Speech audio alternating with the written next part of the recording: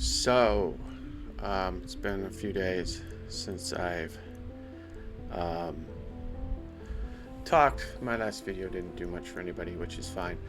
As I've mentioned numerous times, a lot of this is just for me and my own, like, freeing of my mind, um, that I then just catalog on this page. Um, but it's been an interesting few months for a variety of reasons that I've talked about. Um, but I'm in my current production I'm in is The Outsiders, and we opened last night. It was a very good show, some very strong performances by a number of people, and very well done. Um, I have a very minor role in the show. Obviously, the show's not about old 55-year-olds. The show's about young people, and we have a lot of great young people in it, and it's really fun to see them do their thing and do it well. So my part's pretty insignificant, but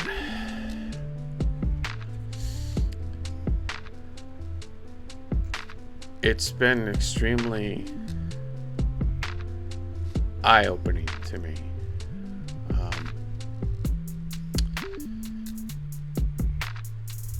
I wanted to be part of this because I think everyone's familiar with The Outsiders by S.E. Hinton, and it's just such a cherished and respected piece of work, and read in almost every junior high or middle school across the country. The movie came out when I was 14, which is the age of the main character in the book, so I remember the movie with an all-star cast. So it's well known. It's very few people who don't know the story of The Outsider and the phrase "stay gold," and it's very inspirational. But I had never gotten it before. I didn't get it, and then when I wanted to be part of this show because of how just well known that story is. It's a great show to be part of, but I had never really gotten it before. And when I got cast, I had decided to kind of go back and do some research, even though I had such a minor, kind of insignificant role in the show. And so I checked out the book from the library, and then I looked up a lot of different versions of the book.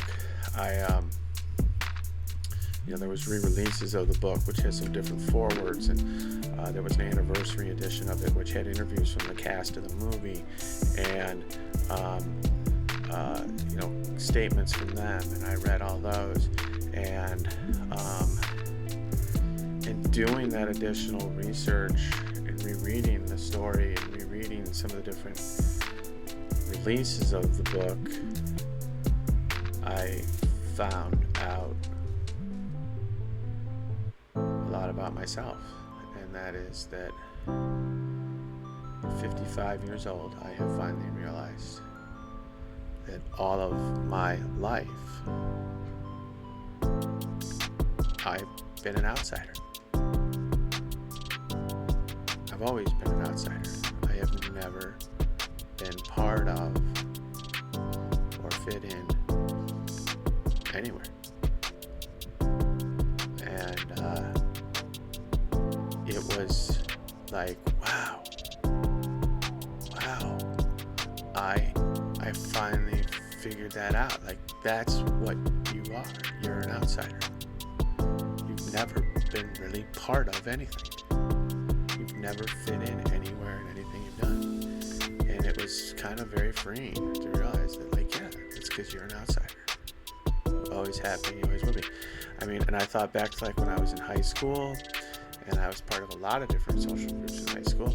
I hung out with a lot of different people, but no one from, like, group A was friends with my friends in group B, and no one from group B was friends with my friends in group C or A, and I had lots of people I hung out with, but I never fit in any of those groups.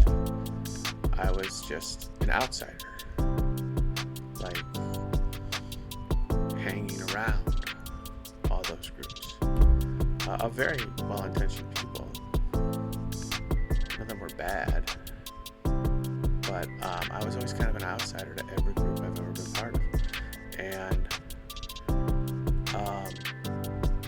same with my career, I've never really fit in there. And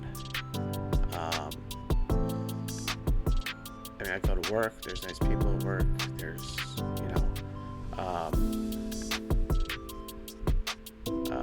well-intentioned people, but I've never fit in. When I spent my summers on the East Coast in Maine, which was a great experience, wonderful experiences, met some amazing people, but 99% of the people at that amazing and fantastic camp were Jewish, and I'm not Jewish, so I didn't really fit in there. And I have always been an outsider, and it took me until I was 55 years old and doing this show to realize it. And then, as if to just have one final example that, hey, you don't fit in, you're an outsider, I looked around at the group of people that I'm working with, and some amazing people, very good at what they do, but I'm an outsider as a member of the cast of The Outsiders. I am really not part of anything going on there. There's very well-intentioned people, some people who say hi and friendly, but when I look around, I don't feel part of that cast. I'm in the play, but I'm not really part of it. And that's because it was like the opportunity to get that one more slam dunk of, that's because you're an outsider. You are the outsider. And in many respects, it's been very freeing. In many respects, it's been very eye-opening. Like, I wish I had had this realization 30 years ago, 40 years ago. Like, hey, you're never going to feel part of anything. And maybe that would have made things easier to deal with in life. But better late than never. I'm glad that I have this example right in front of me of being part of the cast, but not being in the cast, but not being part of the group, and that, like, learning and kind of figuring this out a couple of months ago, and then having this final example in front of me, it's very freeing and liberating in some way to be like, that's why you are the way you are, part of it. And I could go into more examples, but I'm not going to do that here. But you are not really, nor have you ever been, a part of, because you are the outsider. So I'm really glad I was in the show, and I'm really glad that I've had this revelation in my life.